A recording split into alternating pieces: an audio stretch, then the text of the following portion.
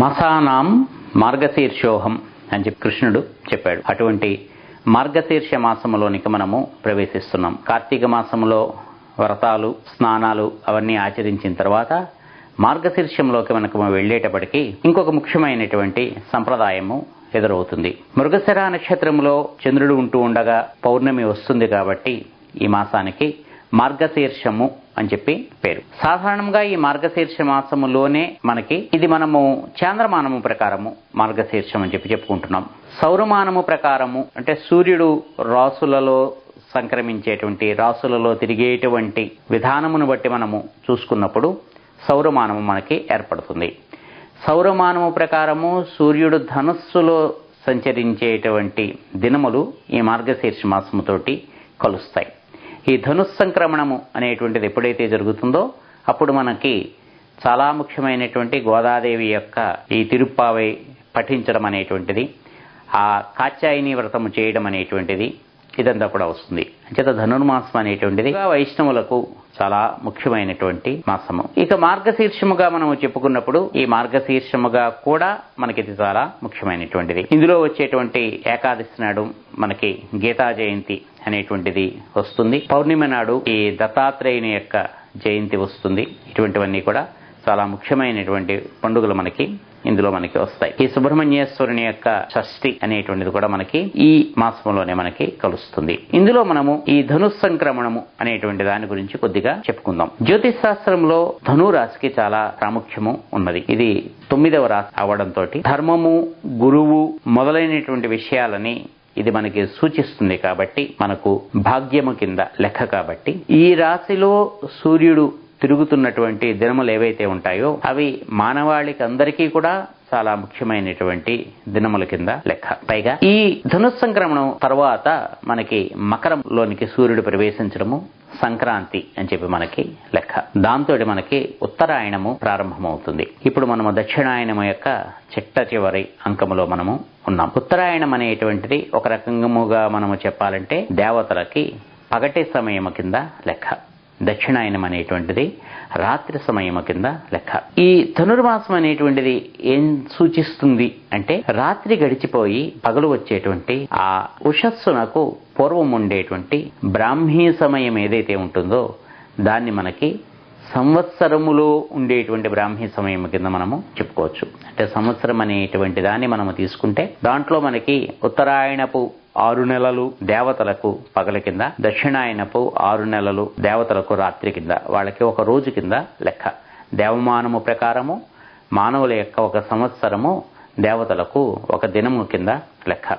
అంచేత దేవతల పగటికి పూర్వము వచ్చేటువంటి ఈ రాత్రి సమయము బ్రాహ్మీ సమయము సంధ్యా సమయము కింద ఇది లెక్క. కాబట్టి ఈ ధనుర్మాసం అనేటువంటిది చాలా పవిత్రమైనటువంటి మాసము కింద మనకి చెప్తారు. ఈ ధనుర్మాసములో విద్య, ముఖ్యముగా ఆధ్యాత్మికమైనటువంటి విద్య, మంత్రశాస్త్రము, తంత్రశాస్త్రము ఇటువంటివి ఎవరైనా సరే నేర్చుకున్నటువంటి వారు కానీ, నేర్చుకోవాలి అనేటువంటి కోరిక ఉన్నటువంటి వారు కానీ, సాధన చేస్తున్నటువంటి వారు కానీ ఉంటే వాళ్ళు ఈ మాసాన్ని ఉపయోగించుకుని గురువును ఆశ్రయిస్తే గురువు చేసేటువంటి బోధ వాళ్ళకి ఆ జీవితాన్ని భగవంతుని వైపు తిప్పుకోవడానికి, వాళ్ళు కోరినటువంటి సాఫల్యాన్ని పొందడానికి ఉపయోగించుకోవచ్చు. ప్రత్యేకముగా మాస్టర్ గారు అంటే కులపతి ఎక్కిరాల కృష్ణమాచార్య గారు ఈ ధనుర్మాసంలో చాలా మంది ఆచరించలేనటువంటి, అంటే పూర్వము ఆచరణలో ఉండవచ్చును కానీ ఇప్పుడు పెద్దగా ఆచరణలో లేదు, అటువంటి ఒక విషయం గురించి విశదీకరిస్తారు. అశ్వత్థ వృక్షపు నీడలో అంటే రావి చెట్టు కింద కూర్చుని 40 దినముల పాటు రావి ఆకులను భుజిస్తూ హయగ్రీవ ఉపాసన కనుక చేస్తే, హయగ్రీవుణ్ణి కనుక మనం ధ్యానము చేస్తూ ఉపాసన విధానము హయగ్రీవ కల్పం ఉంటుంది. దాని ప్రకారముగా కనుక ఆ ఉపాసన చేస్తే వారికి సమస్తమైనటువంటి విద్యలు కూడా వస్తాయి అనేటువంటి ఒక సంప్రదాయం ఉన్నది.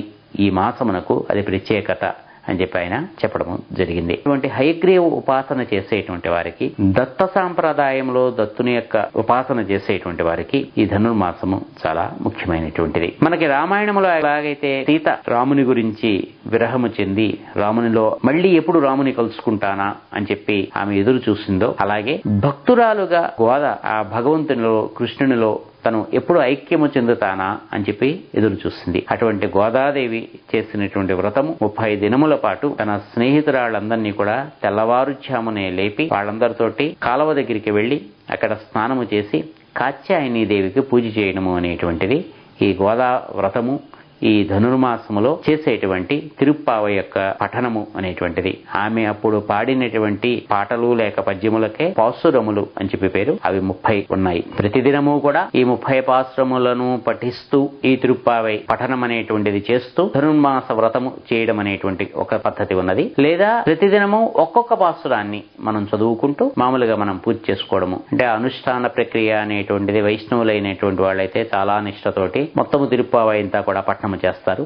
మిగిలినటువంటి వాళ్ళైతే ఏ దినమునకు ఏ పాసురమైతే సంబంధించి ఉంటుందో ఆ పాసురాన్ని పఠించడం అనేటువంటిది చేస్తారు. గోద యొక్క కథ అంటే గోద కృష్ణుడి కోసము తప్పించడం అనేటువంటిది మళ్ళీ మనకి జీవుడు భగవంతుని కోసము తప్పించడం కిందే లెక్క. ఆ జీవుని యొక్క సాధన మార్గములో ఉండేటువంటి అవాంతరములు గాని లేకపోతే వచ్చేటువంటి అనుభూతులు గాని ఏవైతే ఉంటాయో వీటన్నిటిని కూడా పాసురముల రూపములో గోద చక్కగా పాడడం అనేటువంటిది జరిగింది. సాధన చేస్తుండేటువంటి వాళ్ళకి, ఆధ్యాత్మికమైనటువంటి జిజ్ఞాస కలిగినటువంటి వాళ్ళకి ఆ పాసురాలని చదువుతున్నప్పుడు దాంట్లో ఉండేటువంటి రహస్యార్థం ఏదైతే ఉంటుందో అంటే వాళ్ళ యొక్క సాధనలో వాళ్ళు పొందుతున్నటువంటి అనుభూతులతోటి సరిపోల్చుకుని ఇటువంటిది నాకు కూడా జరిగినది కదా అని చెప్పి అనుకునేటువంటి అనేకమైనటువంటి సంఘటనలు కానీ వర్ణనలు కానీ అందులో మనకి ఉంటాయి. అంటే బాహ్యముగా చూస్తే అక్కడ ఉండేటువంటి చెలికత్తలందరినీ లేపడము, వీళ్ళందరినీ తీసుకొచ్చి ఈ నందుని ఇంటి గుమ్మము దగ్గర నిలిచి లోపల ఉండేటువంటి వాళ్ళని మేల్కొలపడము, కృష్ణుని మేల్కొలపడము, దర్శనమియ్యి అని చెప్పి అడగడము, మాకు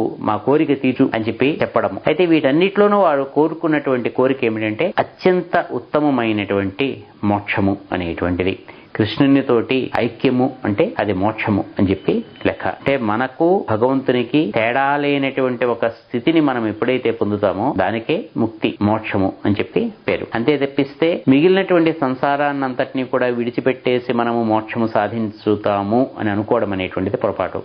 గోద యొక్క కథ మనకేం చెప్తుందంటే లౌకికమైనటువంటి జీవితాన్ని జీవిస్తూ పరమాత్మ కోసము ఏ రకమైనటువంటి సాధన చేయాలి, పరమాత్మని ఎలాగా పొందాలి, చేరుకున్న తర్వాత పరమాత్మని ఏమని ప్రార్థించాలి, ఆయన్ని ఏం కోరుకోవాలి, ఇటువంటివన్నీ కూడా మనకి తిరుప్పావైలో పాసురములలో చక్కగా భద్రపరచడం అనేటువంటిది జరిగింది. ముఖ్యముగా తమిళనాట ఈ గోదాదేవి యొక్క వ్రతము ఆచరించడం అనేటువంటిది ఎక్కువగా మనకి కనిపిస్తూ ఉంటుంది. అంచేత ఈ ధనుర్మాసము దీంట్లోనే కలిసినటువంటి మార్గశీర్ష మాసము ఈ రెండు కూడా చాలా అతి ముఖ్యమైనటువంటి దినముల కింద మనకి లెక్క. తర్వాత మనకి పంచాంగముల యందు ఆ గణన బట్టి ఒక్కొక్కసారి ఈ మాసములోనే మనకి ముక్కోటి ఏకాదశి అనేటువంటిది వస్తుంది.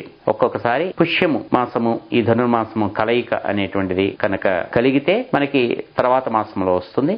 ఒక్కొక్కసారి ఈ మార్గశీర్ష మాసంలోనే ముక్కోటి ఏకాదశి రావడం అనేటువంటిది జరుగుతుంది. అది పంచాంగము బట్టి మనకి తెలుస్తూ ఉంటుంది. అయితే ఈ ఏకాదశి గీతా జయంతి అంటే గీత ఆ రోజు చెప్పబడింది అనేటువంటి ఒక విశ్వాసము. అంచేత ఈ మాసమునందు గీత చదవడము, భగవద్గీత పారాయణం అనేటువంటిది చేస్తే గీతాచార్యుడైనటువంటి కృష్ణుడు మనని అభినందిస్తాడు. ఆయన మనకి వరములు ఇవ్వడము అనేటువంటిది కాదు, ఆయన మనకేసి అనుగ్రహముతోటి చూస్తాడు. ఎవరైనా మన పట్ల అంటే గురువులు మొదలైనటువంటి వాళ్ళు, పెద్దలైనటువంటి వాళ్ళు మన వైపు అనుగ్రహముతోటి మన వైపు ప్రేమతోటి కనుక చూస్తే అది మనకి ఫలితాన్ని ఇస్తుంది.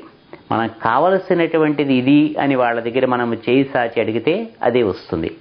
మీ అనుగ్రహము కావాలి అని కనుక మనము కోరుకుంటే అది ఎప్పుడు కూడా మన వెనకాల ఉంటుంది. అటువంటి అనుగ్రహమునకు మనమందరము కూడా పాత్రులవుదుముగాక అని చెప్పి మనము ప్రార్థిద్దాం.